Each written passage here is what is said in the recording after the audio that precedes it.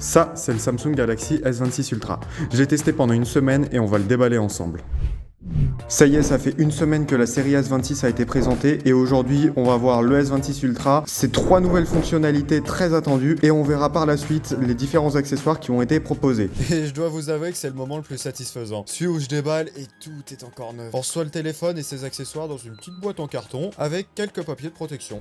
Ça, c'est le Galaxy S26 Ultra. Bon, emballage assez simple, on connaît depuis des années, c'est comme ça chez Samsung. Le logo sur le côté. On change pas vraiment des habitudes, mis à part le fait que c'est une boîte en carton recyclé. Pendant ce temps, on va voir la gamme S. C'est une gamme qui a été créée chez Samsung en 2010 et qui a vocation à être haut de gamme. Côté OS, on a toujours été sous Android, mais Samsung a proposé plusieurs surcouches. TouchWiz de 2010 à 2017, Samsung Experience a suivi juste après et depuis 2019, on est sur One UI. On verra la partie logicielle juste après le déballage. Cette gamme S, aujourd'hui, reprend dans les Ultras l'ADN d'une autre gamme de Samsung disparue en 2020, c'est la fameuse gamme Note, avec le S Pen. Et on verra tout à l'heure en quoi il y a un problème avec ce dernier.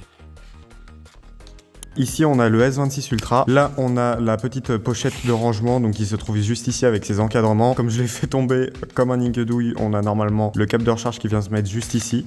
Et on a bien évidemment les petites notices avec la lumière limite divine qui vient dessus. Et on a le petit ouvreur de tiroir SIM. Mais nous, ce qui nous intéresse, c'est le téléphone. On se retrouve sur une bête. Ça fait un petit peu bizarre de le voir. Comme vous voyez, je l'ai pris en couleur violette. Et franchement, on est sur un produit de haute qualité. Bon, j'ai les doigts un petit peu chauds, donc forcément ça marque vite. Hop. Donc on va tout de suite retirer le film de protection. C'est parti, je vous laisse profiter de ce moment avec moi.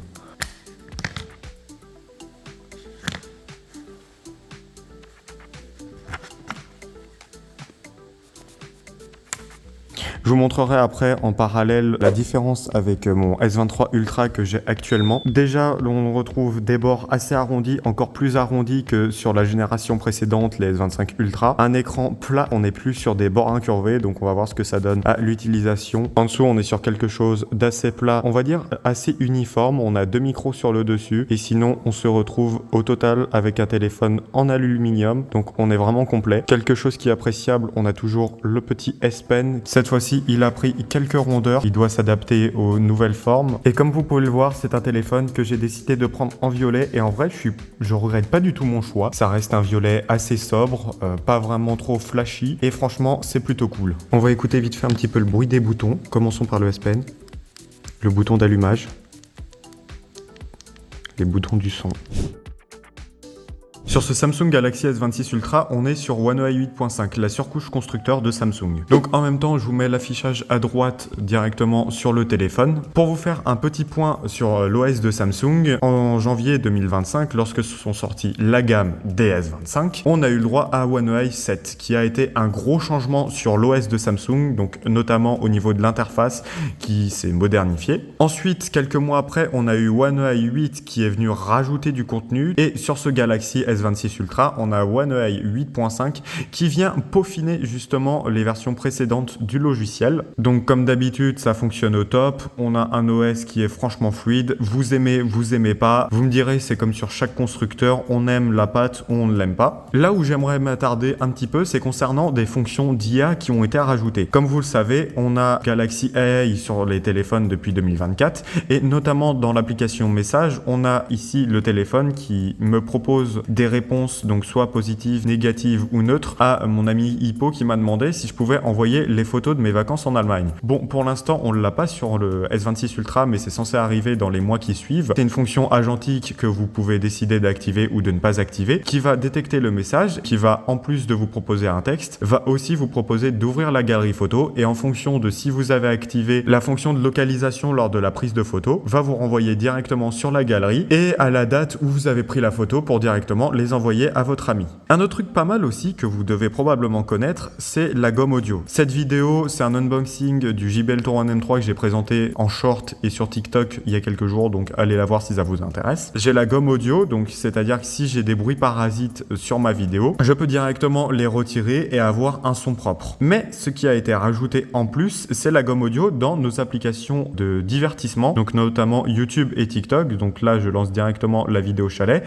Et si je me rends dans le centre centre de contrôle, je peux directement décider d'activer la gomme audio et donc je peux régler l'intensité et aussi la mise en évidence de la voix. Donc ça fonctionne sur toutes les applications de vidéo, que ça soit YouTube, Netflix, TikTok, et franchement ça fonctionne vraiment bien. Une autre option à la fois logicielle et technique, c'est la super stabilisation vidéo. Donc comme vous voyez, là j'ai le S26 Ultra dans ma main. Je vais essayer d'aller sur les côtés, comme vous voyez, le fond il reste droit, donc vous avez pu voir, clac, clac. Bon là j'ai pas activé la vidéo, donc forcément ça fait des petits trucs un petit peu bizarres. Mais ça c'est une fonction qui est super cool, et franchement j'ai hâte de la tester lorsque je tournerai la suite du projet Chalet.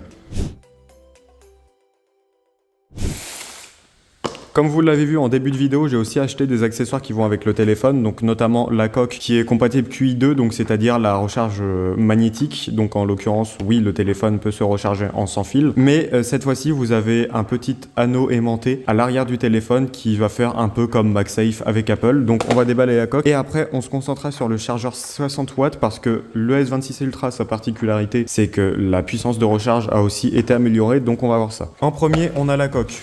Donc c'est parti. Et pendant que je vous parle de la coque, vite fait, je vous avoue que moi, je suis un petit peu un daron. En l'occurrence, maintenant Samsung, ils ne vendent plus que des coques comme ça. Mais je vous avoue que moi, j'ai plus tendance à préférer les coques rabattables parce que dedans, justement, je peux mettre des cartes, exemple carte d'identité, des trucs comme ça. J'aimais bien ma petite coque rabattable.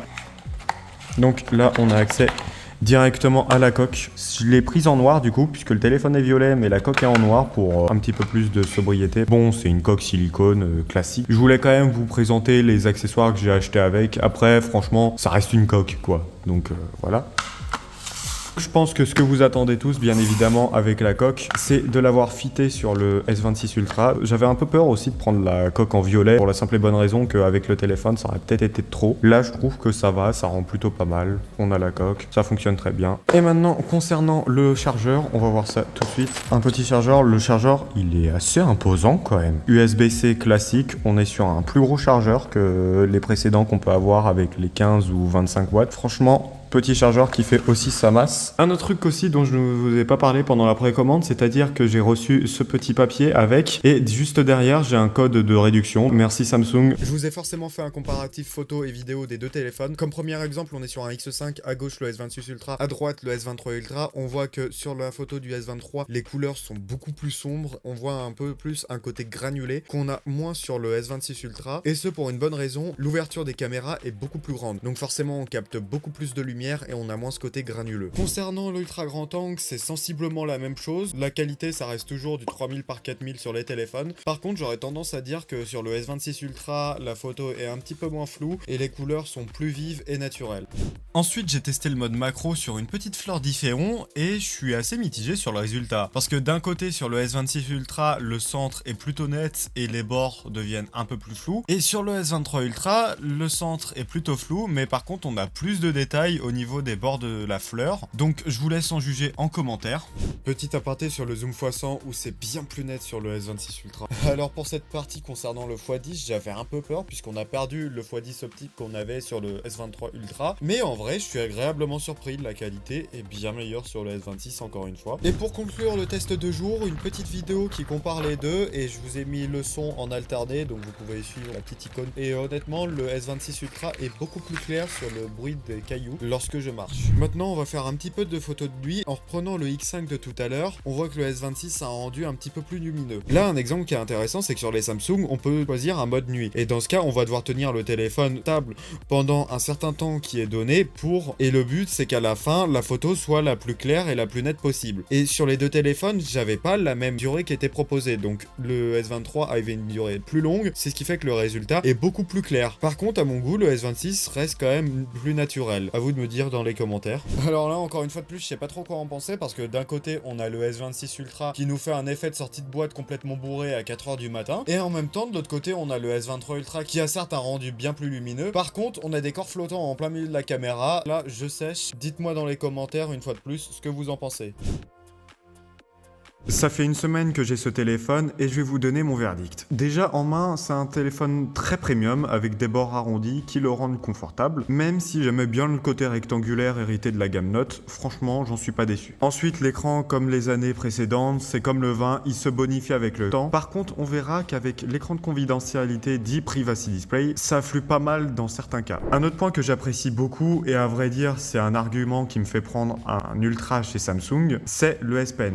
Une option qui est très appréciable mais qui perd un peu de son identité Note, car depuis le S25 Ultra, on a perdu le Bluetooth dessus. Et j'imaginais un possible retour de cette fonction Bluetooth cette année sur le S26 Ultra, c'est pas le cas, et j'ose espérer que l'année prochaine on aura ce retour. Parce que du coup, pour ceux qui connaissent, on n'a plus les air commandes, donc on peut plus faire les commandes à distance. On l'a encore un petit peu, dès qu'on approche le S Pen de l'écran, on peut directement appuyer sur le petit bouton et ça nous crée une note. Pareil, quand on est en train de dessiner dessus, on peut rester appuyé sur le bouton et ça va nous afficher la gomme. Donc c'est-à-dire il y a encore un bouton, on peut avoir encore quelques contrôles, mais franchement, depuis la disparition du Bluetooth, je trouve que ça a perdu de son identité. Pour aller plus loin, on va parler des performances de ce S26 Ultra. Franchement, c'est le top. Que ce soit dans les jeux ou même les tâches applicatives, on est sur un téléphone qui est super performant. Dedans, on a le Snapdragon 8 Elite Gen 5. Bon, c'est quand même un mot de passe Wi-Fi ce nom. Honnêtement, j'avais peur qu'on soit sur un retour à l'Exynos, donc les puces faites maison par Samsung qui, on va pas se le cacher, ce sont des très bonnes puces. Le problème, c'est que c'est toujours moins performant que les Snapdragon qu'on peut avoir. Non, cette année, sur les Ultra, on reste bien sur un Snapdragon. Par contre, sur les classiques, on est toujours sur de l'Exynos. Problème de l'Exynos, pour ceux qui ne connaissent pas, c'est qu'en gros, ce sont des processeurs qui sont moins performants que les Snapdragon et surtout qui chauffent plus. Et quand on voit que jusqu'au S22 Ultra, on avait du Exynos et que le marché américain et chinois avait du Snapdragon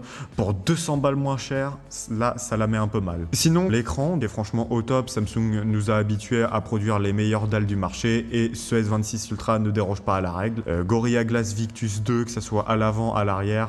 Alors bon, sur l'avant, c'est de l'armor, pas à l'arrière. Téléphone qui est très résistant. Attention, c'est pas non plus un téléphone de chantier. Vous allez pas le balancer de 500 mètres sans coque, mais ça tient bien les chocs du quotidien. Et donc, on va conclure sur l'écran de confidentialité. Déjà, comme vous pouvez voir ici, lorsque je reçois une notification et que je tourne sur le côté, l'écran il devient noir. Ça, c'est vraiment la fonction qui est la plus waouh sur cet écran de confidentialité et qui fonctionne le mieux parce que comme vous l'avez vu, une fois que la notification apparaît, on la voit vraiment pas de côté. Cette fonction d'écran de confidentialité a beaucoup fait parler d'elle et en vrai, je comprends pourquoi. C'est une fonction que dès qu'on active de côté, on ne voit plus rien, mais de face, on voit encore. Pour ceux qui ne savent pas comment le Privacy Display fonctionne, pour vous donner l'image, ça fonctionne en forme de cube qui est divisé en 4, avec 4 pixels par division. Dedans, on a des pixels classiques qui envoient la lumière de manière classique. Donc jusque-là, c'est un écran normal, comme vous pouvez y voir sur le côté. Par contre, dès qu'on active l'écran de confidentialité, les pixels classiques s'éteignent et d'autres pixels s'activent. Cette fois-ci, la lumière est bloquée sur les côtés, donc elle se dirige uniquement de face. Ce qui donne cet effet d'écran foncé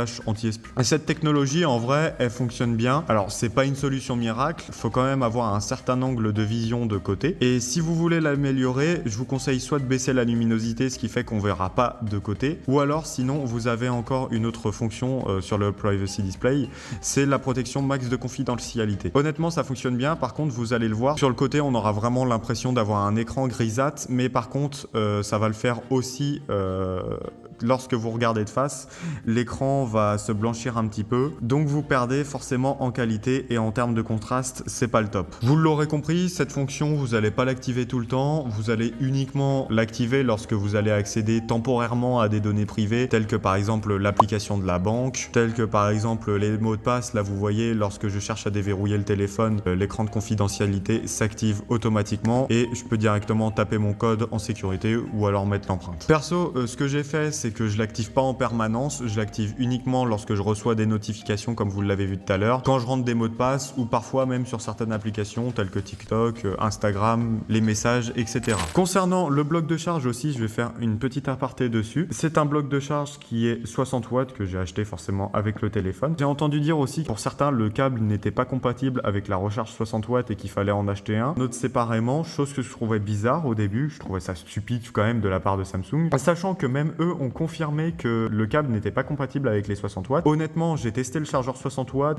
avec le câble d'origine qui est fourni dans la boîte. Ça fonctionne très bien. On a un gain de recharge par rapport au S23 Ultra, même au S25 Ultra qui va se ressentir puisque sur ces téléphones-là, on est encore sur de la recharge à 45 watts. Ce chargement plus rapide, il est validé. En parallèle, on a la coque qui est compatible MagSafe, donc ça, je trouve ça cool. Par contre, un petit peu dommage, c'est que ça soit pas directement intégré au téléphone. De ce que j'ai compris, ça peut interférer avec le S Pen, donc à voir. Qu'est-ce que j'en pense de ce S26 Ultra? On ressent quand même la différence quand on passe du S23 au S26. Si vous voulez le faire, je pense que ça peut être bien. Par contre, il faut être prêt à mettre le billet. C'est un téléphone que j'ai réussi à payer au prix de 1470 € avec les accessoires complets, donc la coque, mais aussi le chargeur. Donc tout ça, ça m'a coûté 1470. Mais aujourd'hui, il faudra quand même compter un bon billet de 2000 €. Surtout que moi, j'ai pris la version 1 Tera, mais il existe à partir du 256 Go à 1400 €. C'est la seule version, on va dire, qui n'a pas bougé de prix par rapport à ses prédécesseurs. On reste toujours sur 1400 €. Par contre, les autres, aujourd'hui, coûtent un petit peu plus cher. Les seuls points vraiment que je regrette, déjà, comme je l'ai dit, c'est le Bluetooth dans le S Pen. On n'a plus de Bluetooth, donc on peut plus faire les contrôles à distance. Et dernière chose aussi qu'on n'a plus, ce sont les bords incurvés. C'est tout pour moi avec ce S26 Ultra dans cette vidéo. Si vous avez des questions, l'espace commentaire est là pour ça. C'était Zofu, on se dit à la prochaine vidéo.